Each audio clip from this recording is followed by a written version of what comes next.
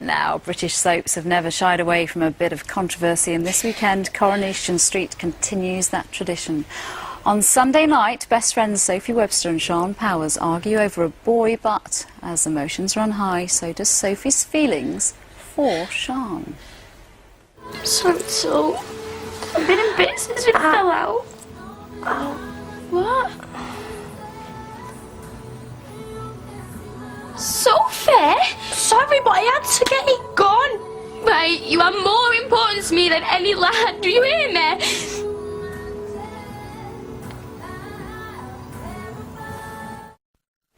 And Kurt, actresses Sacha Parkinson and Brooke Vincent join me now.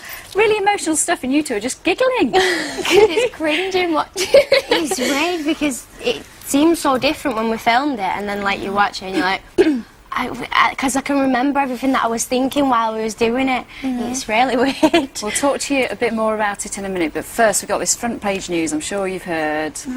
Bill Tarmay, Jack Duckworth leaving the street. Now, it's devastating for Corrie fans, it's so sad. obviously.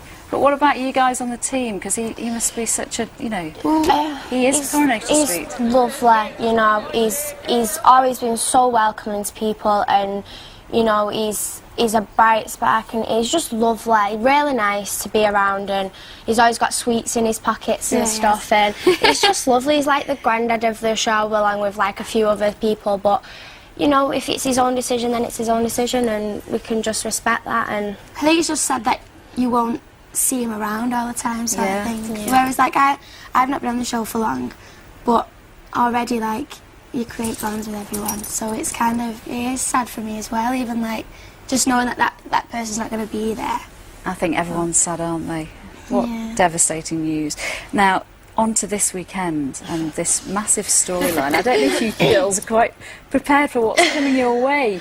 What did you think, Brooke, when you were first told that you were going to get this biggest storyline you've had, really, isn't it? It's all been, the attention's been on your sister, really, but this time it's your turn. Well, you know, I was shocked.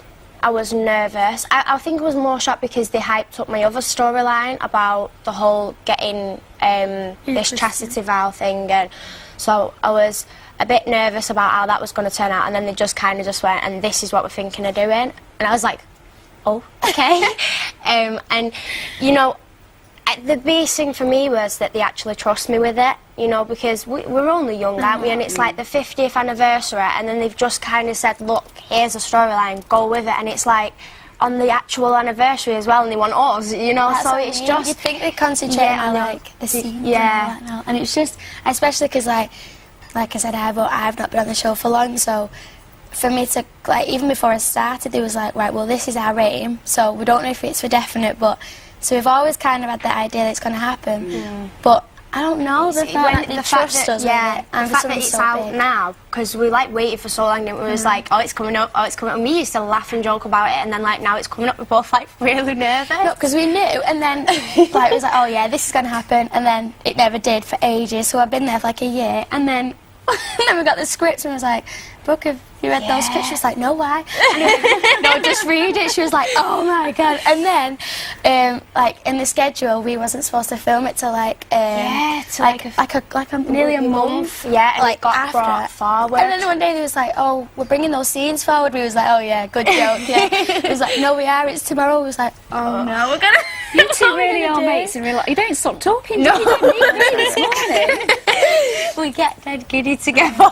You two are too young to remember, but a long time ago, Anna Frail was in Brookside. Beth Jordash had a very similar storyline, and it was just massive. It's one of Soapland's biggest historical moments. Well, she's really. Like, even though like the whole being gay has developed in our like the work since then, but she's kind of been my, I can't explain it, like sort of like well, an she's had a aim brilliant sort of career, thing. hasn't she? Yeah. And it really started at that point because the profile was amazing. Yeah. They'd be so lucky if I was with them. Well, good luck. Good luck with dealing with all the you. press coverage and everything as well, and enjoy watching it. And it's a refreshing change. It's a budding romance, isn't it? This isn't a little bit of a snog.